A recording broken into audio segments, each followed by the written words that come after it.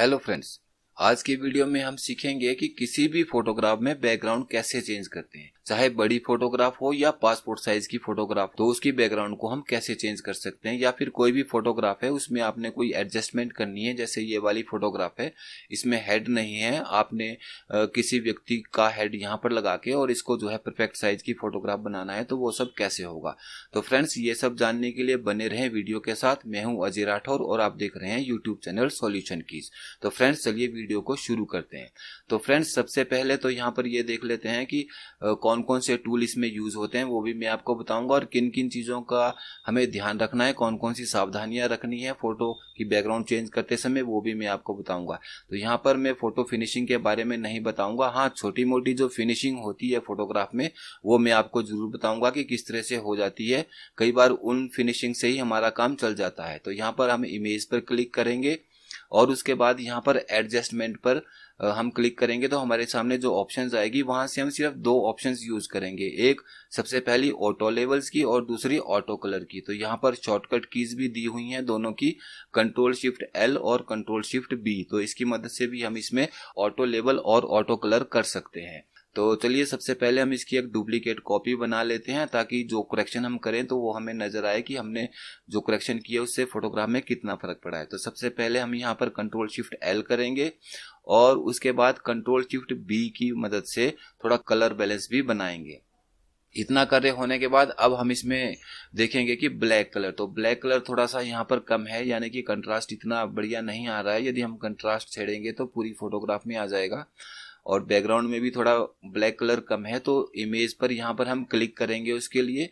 उसके बाद यहाँ पर नीचे फिर वापस एडजस्टमेंट पर और नीचे सेलेक्टिव कलर, तो यहाँ पर क्लिक कर देंगे और जो विंडो ओपन होगी उसमें यहाँ पर लास्ट में ब्लैक कलर दिखाई देगा, यहाँ से क्लिक कर देंगे और जो ये 4 पॉइंट्स हैं इन्हें हम थोड़ा थोड़ा इंक्रीज कर देंगे, 10 पॉइंट 12 पॉइंट, इससे ज्यादा नहीं करना है, नहीं तो ज्यादा डार्क हो जाएगा, और ओके कर देंगे।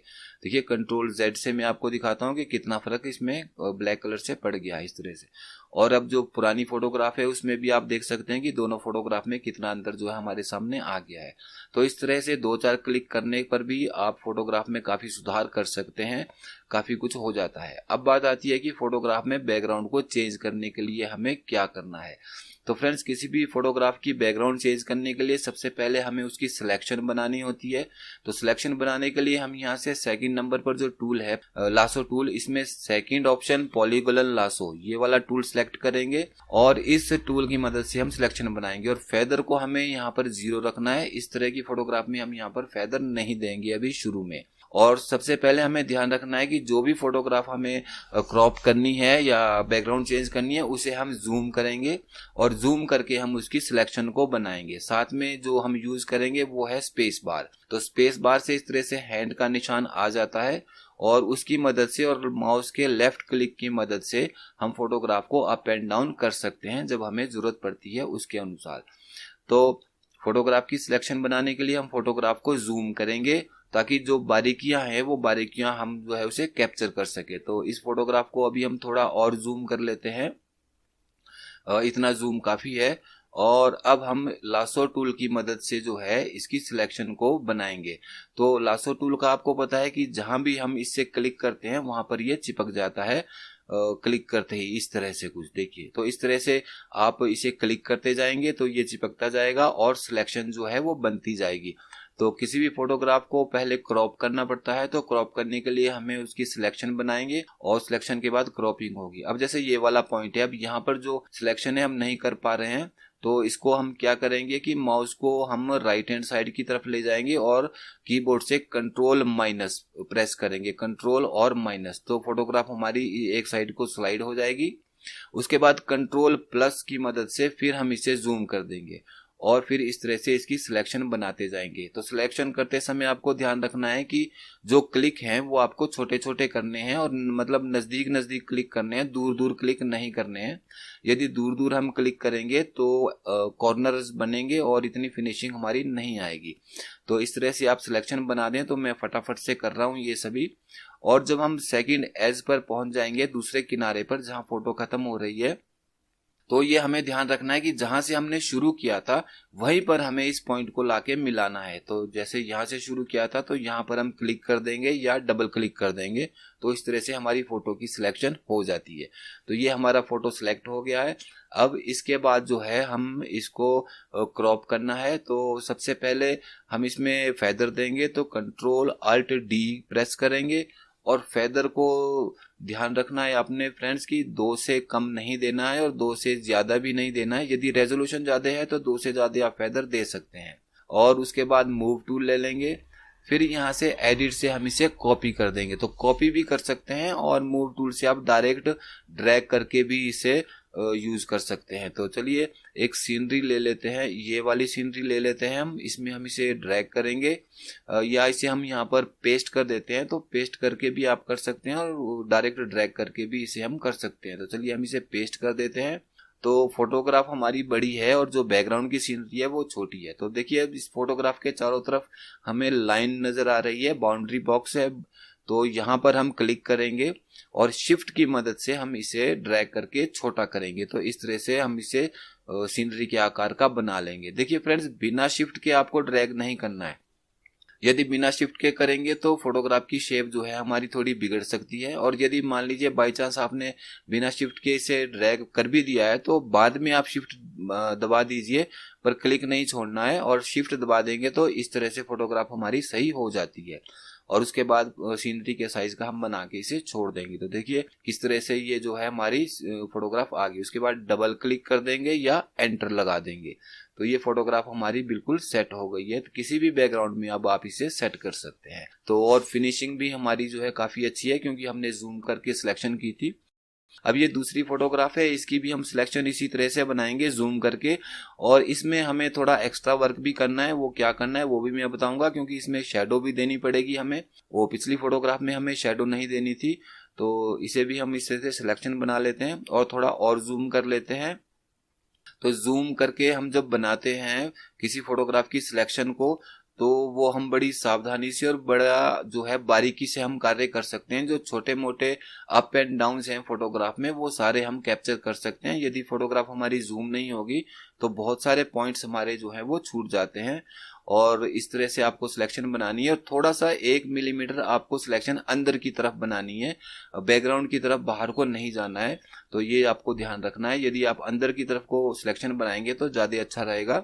ये देखिए इस तरह से जूम करके जो है ये जो छोटी छोटी बारीकियां हैं ये वाली, इसे आप बहुत अच्छी तरह से कैप्चर कर सकते हैं। यदि जूम नहीं होगा तो ये हमारा कैप्चर नहीं होगा और बाद में हमें फोटोग्राफ एडिट करनी पड़ेगी।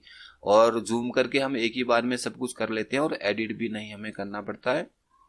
और इस तरह से ये अप एंड डाउन हमारे सारे जो है जूम करते हैं जब हम, तो हमें वो सारे नजर आते हैं और हम उसे बड़ी आसानी से जो है सिलेक्शन बना सकते हैं। और अब देखिए यहाँ पर हम इसे दोबारा से क्लिक कर देंगे तो ये यहाँ पर हमारी सिलेक्शन कंप्लीट हो जाएगी इस तरह से। तो देखिए फ्रेंड्स, हमारी सिलेक्शन अब कंप्लीट हो गई है। अब इसमें जो हमारे पास कमी रह गई है वो देखिए क्या कमी रह गई है। अब ये जो फोटोग्राफ है इस फोटोग्राफ में हमारे पास ये देखिए ये वाला जो पॉइंट है ये हमारा छूट गया है। ये हमने माइनस करना है क्योंकि ये हमारी फोटोग्राफ की सिलेक्शन के अंदर आ रहा है और ये हमें नहीं चाहिए। ये एक बैकग्राउंड का हिस्सा है, ये जो है एक बैकग्राउंड का पार्ट है, तो ये हमें डिलीट करना है। तो इसे हम माइनस करेंगे। तो उसके लिए हम जो ऊपर हमारे पास प्रॉपर्टी है लासो टूल की, वहां पर थर्ड ऑप्शन को क्लिक करेंगे तो हमारे पास माइनस की ऑप्शन आ जाती है और इस तरह से हम इसे सिलेक्ट कर लेंगे और वापस यहाँ मिला देंगे। तो ये इस तरह से हमारा ये माइनस हो गया। अब क्योंकि ये एक सिंगल कलर में है, व्हाइट कलर में, तो हम यहाँ पर मैजिक टूल का यूज भी कर सकते हैं और माइनस से इसे क्लिक करेंगे तो हमारा 1 सेकंड में ये सिलेक्ट हो जाएगा। यदि मल्टी कलर में है तो मैजिक टूल काम नहीं करेगा। तो इस तरह से ये भी हमारा सब्ट्रैक्ट हो गया है, माइनस हो गया है और अब हमारी फोटो की सिलेक्शन जो है वो कंप्लीट हो गई है। और अब हम इसे किसी भी इमेज पर जो है ड्रैग कर सकते हैं। लेकिन उससे पहले अब हमें क्या करना है कि इसका फेदर देना है। तो सबसे पहले हम फेदर देंगे Ctrl+Alt+D की मदद से और जो फेदर सिलेक्शन है वहां पर हम इसे 2 कर देंगे और ओके कर देंगे। अब ये फोटोग्राफ हमारी रेडी है ड्रैग करने के लिए। तो अब इसके लिए हम कोई सीनरी ले लेते हैं जहां पर हम इस फोटोग्राफ को ड्रैग करेंगे। तो चलिए ये वाली सीनरी ज्यादा अच्छी रहेगी, ये वाली ले लेते हैं बैकग्राउंड। और अब हम इस फोटोग्राफ को ड्रैग करेंगे इस बैकग्राउंड के ऊपर। तो इस तरह से मूव टूल की मदद से और यहाँ छोड़ देंगे लाकर। तो ये देखिए कितनी आसानी से ये ड्रैग हो गई। और जो फोटोग्राफ है यदि छोटी है तो आप उसे ड्रैग कर सकते हैं और यदि बड़ी है तो भी आप उसे छोटा कर सकते हैं, ये मैंने आपको पहले बताया था। अब हम इसकी यहाँ पर एक डुप्लीकेट कॉपी बनाएंगे, तो राइट क्लिक करेंगे और डुप्लीकेट लेयर पर यहाँ क्लिक कर देंगे और ओके कर देंगे। क्यों? क्योंकि हमें इसकी शेडो बनानी है। तो यहाँ पर 2 लेयर्स आ गई, तो शेडो हमारी निचली लेयर पर बनेगी, जो हमारी निचली लेयर है इसके पीछे वाली। और यहाँ से कंट्रोल यू प्रेस करेंगे कीबोर्ड से और ये लास्ट वाली ऑप्शन को बिल्कुल माइनस कर देंगे और ये देखिए शेडो हमारी बन गई। इस तरह से जो है वो बिल्कुल ब्लैक हो गई हमारी पिछले वाली लेयर। अब इस लेयर को हम जो है यहाँ पर सेंटर पॉइंट से या कहीं से भी इसे थोड़ा सा ड्रैग करेंगे इस तरह से। तो ये देखिए शेडो हमारी दिखाई दे रही है। अब इसे लेफ्ट राइट करने के लिए हम कंट्रोल की का यूज करेंगे। तो कीबोर्ड से कंट्रोल प्रेस करेंगे और आप चाहें तो इसे लेफ्ट की तरफ मूव कर सकते हैं या आप इसे राइट की तरफ मूव कर सकते हैं, पीछे की तरफ या फिर फ्रंट में आगे की तरफ भी आप इस जो शेडो है इसे मूव कर सकते हैं। और फिर किसी कॉर्नर से भी आप इसे जो है साइज दे सकते हैं, शेप दे सकते हैं, बड़ी बनानी है, छोटी बनानी है, क्लोज में करनी है या आपको इसमें डिस्टेंस में बनानी है। जैसे भी आपको शेडो सेट करनी है उस हिसाब से आप इस शेडो को बड़ी आसानी से सेट कर सकते हैं। जब ये शेडो आपकी सेट हो जाएगी तो ये देखिए इस तरह से जूम भी कर सकते हैं, पूरी शेडो दिखाई दे रही है जमीन के ऊपर, या फिर आपको थोड़ा दूर से दिखाना है तो इस तरह से भी आप दिखा सकते हैं। और जब शेडो हमारी कंप्लीट हो जाएगी तो फिर डबल क्लिक करेंगे इसके ऊपर और फिर उसके बाद इसकी एडजस्टमेंट करनी है। तो देखिए यहाँ जूम करेंगे और ये देखिए यहाँ पर अभी इस तरह से इसकी सेटिंग कर लेंगे। और कोई भी आपको पोर्शन दिखाई देता है कि वो हमारा शेडो जो है वो फोटो से थोड़ा बाहर जा रहा है, जैसे ये वाला कॉर्नर है शेडो का, ये बाहर आ रहा है, तो इसे हम इरेज टूल की मदद से ये इरेज टूल लेंगे और जो ऐसा पोर्शन है उसे हम यहाँ से इरेज कर देंगे इस तरह से, ताकि वो हमारी थोड़ी सी सेटिंग आ जाए। तो फ्रेंड्स ये सब आप प्रैक्टिस के अनुसार कर लें, क्योंकि मैं फटाफट से बता रहा हूँ कि इस तरह से शेडो वगैरह लगती है, तो इसे आप अपने इच्छा अनुसार कर सकते हैं। अब आती है शेडो की डार्कनेस या लाइटनेस की, हमें शेडो को कितना डार्क रखना है और कितना लाइट रखना है। तो उसके लिए यहाँ पर हम लेयर्स ऑप्शन में ओपेसिटी का यूज करेंगे। यहाँ पर ये ऑप्शन है, तो जितनी ओपेसिटी हम करेंगे कम उतनी शेडो भी होगी कम। इस तरह से ये देखिए शेडो हमारी कम हो गई है और ओपेसिटी 100% पर इतनी आ गई। तो इससे थोड़ी हमें ओपेसिटी इसकी कम कर लेते हैं, इतनी रख लेते हैं अभी, ताकि विजिबिलिटी बनी रहे और आपको हर चीज दिखा सकें। और उसके बाद यदि आप चाहें तो इसे ब्लर कर सकते हैं। तो फिल्टर से क्लिक करेंगे ब्लर की ऑप्शन में, जो यहाँ पर 4th ऑप्शन है गुसैन ब्लर, यहाँ क्लिक करेंगे, फिर शेडो के ऊपर क्लिक करेंगे तो यहाँ प्रीव्यू में हमारे को शेडो दिखाई दे जाएगी और यहाँ से हम इसका रेडियस जो है वो बढ़ा देंगे। तो इस तरह से आप देख सकते हैं नीचे प्रीव्यू हमें दिखाई दे रहा है साथ साथ। ये देखिए शेडो बिल्कुल गायब हो गई और इस तरह से शेडो को कितना फेड रखना है आपने और कितना शार्प रखना है वो आप यहाँ से कर सकते हैं। तो चलिए हम भी यहाँ पर इसकी एडजस्टमेंट कर लेते हैं जितनी हमें आवश्यकता है, या अभी आपको बताने के लिए कर रहे हैं तो इतनी हम रख लेते हैं। तो ये देखिए शेडो भी हमारी जो है इस तरह से बन गई है। तो इस तरह से आप किसी भी फोटोग्राफ में शेडो दे सकते हैं। तो ये हो गई बैकग्राउंड चेंज करने वाला सिस्टम, कितना आसान है और बड़ी आसानी से आप कर सकते हैं। इसकी आपको प्रैक्टिस करनी पड़ेगी। और देखिए ये थी हमारी पहले वाली फोटोग्राफ और ये हो गई दूसरी, बैकग्राउंड चेंज करने के बाद दूसरी फोटोग्राफ। तो इस तरह से बैकग्राउंड को चेंज किया जाता है। अब आती है हमारे पास जो फोटोग्राफ है पासपोर्ट साइज की। अब पासपोर्ट साइज की थोड़ी अलग सिस्टम है बैकग्राउंड चेंज करने का, क्योंकि पासपोर्ट में हमें सिर्फ एक प्लेन कलर चाहिए होता है, सिंपल कलर की जरूरत होती है। और इसमें भी हम 2 तरह से सिलेक्शन कर सकते हैं, 2 तरह से बैकग्राउंड को चेंज कर सकते हैं। सबसे पहले तो हम इस फोटोग्राफ में ब्लैक कलर है उसकी सेटिंग कर लेंगे सिलेक्टिव कलर से और इसे थोड़ा सा हम डार्क कर लेते हैं, क्योंकि ब्लैक कलर इसमें कम दिखाई दे रहा है। ये देखिए अब इतना परफेक्ट है, ठीक है, काफी है। और ये देखिए कंट्रोल Z से इतना हमारा फर्क पड़ गया है फोटोग्राफ में। अब उसके बाद जो हमें बैकग्राउंड है, अब देखिए करना क्या होता है कि जब हम बैकग्राउंड चेंज करते हैं तो हमारे पास 2 तरह की ऑप्शन आती है। इस तरह से हम जब लासो टूल से सिलेक्शन बनाएंगे, एक पॉइंट से शुरू करेंगे और दूसरे पॉइंट पर यहाँ पहुंच जाते हैं। देखिए यहाँ से हमने शुरू किया था, ये वाला जो हमारा पॉइंट है ये हमारा स्टार्टिंग पॉइंट है, यहाँ से हमने शुरू किया था, सिलेक्शन हमें यहीं पर मिलानी है। तो यदि बैकग्राउंड चेंज करनी है तो हम ऊपर की तरफ बैकग्राउंड की तरफ लाके और इस पॉइंट से इस तरह से इसे मिला देंगे।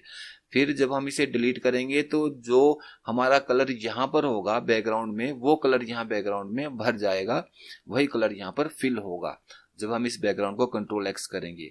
और यदि हमें फोटोग्राफ को कॉपी करना है, लेयर बनानी है, तो हमें नीचे की तरफ से सिलेक्शन करेंगे और फोटोग्राफ को उसी पॉइंट पर लाके मिला देंगे, तो ये फोटोग्राफ हमारी उसके बाद कॉपी हो जाएगी और पेस्ट हो जाएगी। फिर इसकी बैकग्राउंड भी आप मल्टी कलर या सीनरी वगैरह भी पेस्ट कर सकते हैं। तो ये दो तरह की ऑप्शन है, दोनों तरीकों से मैं आपको बताऊंगा कि किस तरह से बैकग्राउंड को आप चेंज कर सकते हैं और इसमें दोनों में क्या फर्क है। तो लासो टूल की मदद से होगा ये काम, और इसे हम जूम करेंगे। ये मैंने आपको पहले भी बताया था कि हमें जूम करके काम करना है ताकि जो फोटोग्राफ की बारीकियां हैं उन्हें हम पकड़ सकें और जो भी अप एंड डाउन हैं उन्हें हम जो है बहुत बारीकी से सही कर सके। तो इस तरह से सिलेक्शन बनाएंगे। गोलाई में आपको ध्यान रखना है कि बहुत छोटे छोटे क्लिक करने हैं, नजदीक नजदीक क्लिक करना है, दूर दूर क्लिक नहीं करना है। दूर दूर क्लिक करेंगे तो कॉर्नर्स बन जाएंगे सिलेक्शन में, और फेदर भी देना है आपको जरूरी, फेदर भी आपको नहीं भूलना है। तो इस तरह से सिलेक्शन बनाएंगे। अब यहाँ पहुंच गए हम। अब हमें बैकग्राउंड चेंज करनी है तो हम बैकग्राउंड की तरफ यानी कि ऊपर की तरफ को इसकी सिलेक्शन बनाएंगे इस तरह से, और इस कॉर्नर से इस कॉर्नर पर और वापिस जहां से शुरू किया था वहां पर हम इसे मिला देंगे।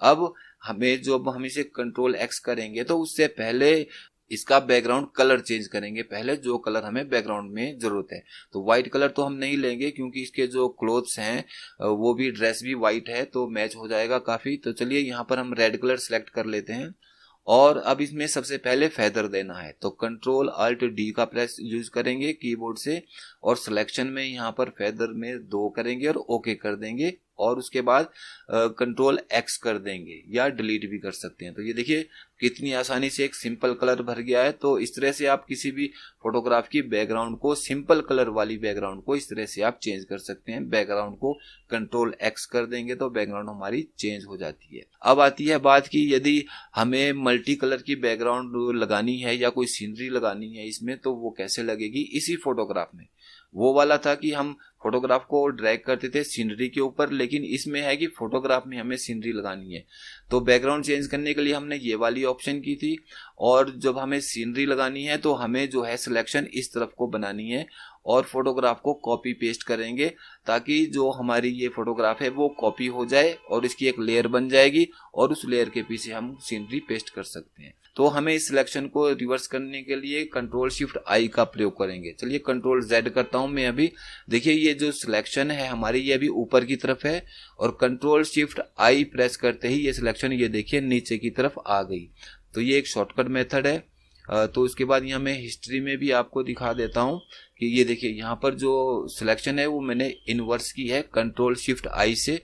ये सिलेक्शन पहले ऊपर थी और अब ये नीचे की तरफ आ गई है कंट्रोल शिफ्ट आई प्रेस करने से।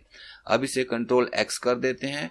आप कॉपी भी कर सकते हैं और पेस्ट भी कर सकते हैं। मैंने कंट्रोल एक्स से प्रेस कर दिया है। देखिए ये इसकी लेयर बन गई अलग से। और यहाँ मैं लेयर ऑप्शन में दिखा देता हूँ। ये देखिए ये लेयर हमारे पास एक एक्स्ट्रा बन गई। अब बैकग्राउंड पर क्लिक करना है। ये देखिए बैकग्राउंड लेयर पे हम क्लिक करेंगे और उसके बाद जो भी सीनरी, मान लीजिए ये वाली हम ले लेते हैं, बैकग्राउंड है हमारे पास, इसे हम ड्रैग करेंगे फोटोग्राफ में और इस तरह से पूरी फोटोग्राफ के पीछे हम इसे फैला देंगे, इस तरह से बड़ा बना देंगे। तो एक मल्टी कलर बैकग्राउंड भी आप इसमें चेंज कर सकते हैं और सिंपल प्लेन कलर की बैकग्राउंड भी आप इसमें इस तरह से चेंज कर सकते हैं। तो यदि आप चाहें तो इसमें आप सीनरी भी लगा सकते हैं। ये देखिए इस तरह से ये बैकग्राउंड हमारी चेंज हो जाती है। अब सीनरी भी हम इसमें लगा सकते हैं। एक सीनरी भी आपको लगा के दिखा देते हैं इसमें। चलिए ये वाली ले लेते हैं फोटोग्राफ, इसमें से सीनरी को हम ड्रैग कर लेते हैं यहाँ पर। अब देखिए सीनरी काफी बड़ी है तो फोटोग्राफ में हम इसको इस तरह से एडजस्ट कर लेंगे और ये देखिए सीनरी भी हमारी इसमें लग गई है।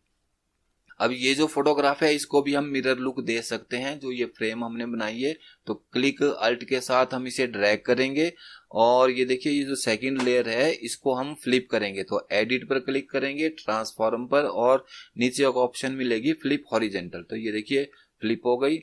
अब एक फोटोग्राफ ड्रैग कर लेते हैं ये वाली, इसे इसकी फ्रेम के आकार का बना लेते हैं और अल्ट और क्लिक की मदद से इसे ड्रैग करके इसकी कॉपी बना लेते हैं और इसे भी फ्लिप कर देते हैं। ये देखिए फटाफट से हो गया।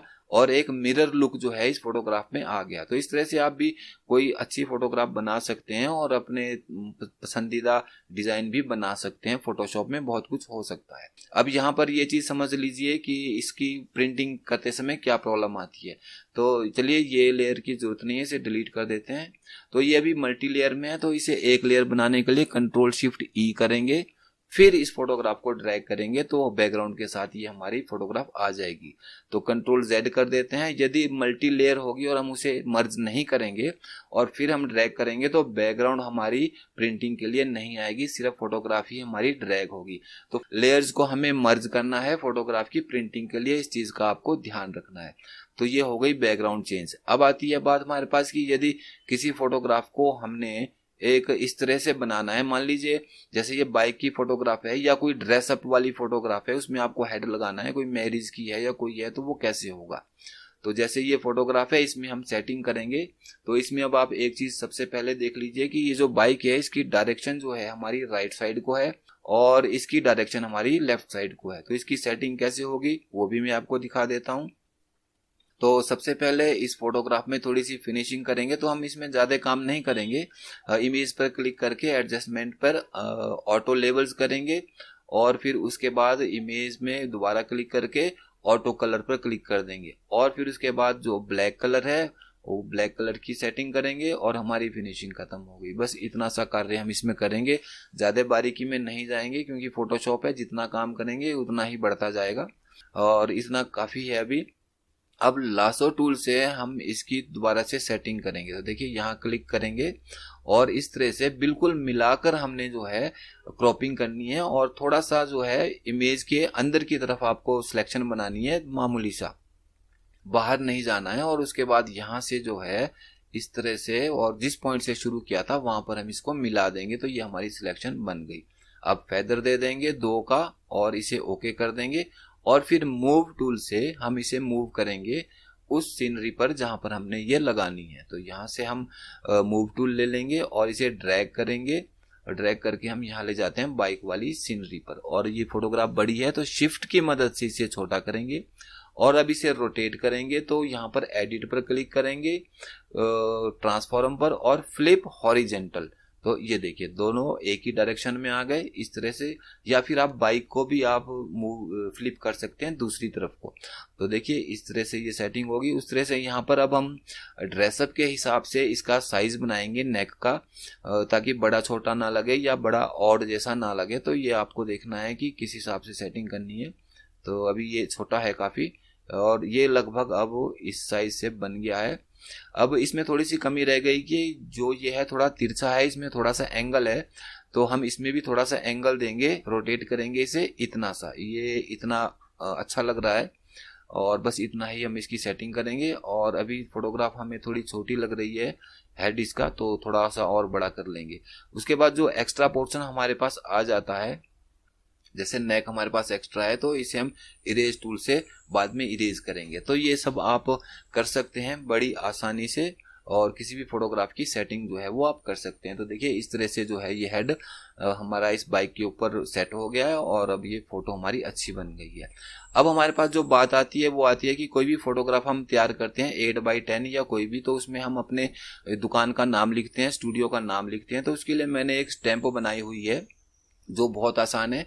इस स्टैंप को आप जहां भी क्लिक करेंगे तो वो वहां पर आपके स्टूडियो का या आपकी दुकान का नाम जो है 1 सेकंड में प्रिंट कर देता है। तो बार बार हमें टाइप करने की जरूरत नहीं पड़ती हर फोटोग्राफ में। तो इस तरह से आप भी एक स्टैंप बनाकर रख सकते हैं और जब भी आप कोई फोटोग्राफ बनाएं तो इस तरह से क्लिक करें तो फोटोग्राफ पे नाम प्रिंट हो जाता है। मान लीजिए 20-25 फोटोग्राफ 4x6 की आपको प्रिंट होने को आ गई, तो आप हर फोटोग्राफ पे इस तरह से बस क्लिक कर दें किसी भी कलर में और वो आपकी एड्रेस जो है वहां पर प्रिंट हो जाएगा। तो ये स्टैंप किस तरह से बनती है, यदि आप ये जानना चाहते हैं तो आप मुझे कमेंट बॉक्स में बताएं, मैं इस पर भी एक वीडियो बना दूंगा और ये स्टैंप किस तरह से बनानी है उसके बारे में भी मैं आपको बता दूंगा। तो फ्रेंड्स आज की वीडियो में बस इतना ही। फ्रेंड्स वीडियो पसंद आए तो लाइक करें और शेयर करें। तो फिर मिलते हैं एक नई वीडियो के साथ। धन्यवाद। आपका दिन शुभ हो।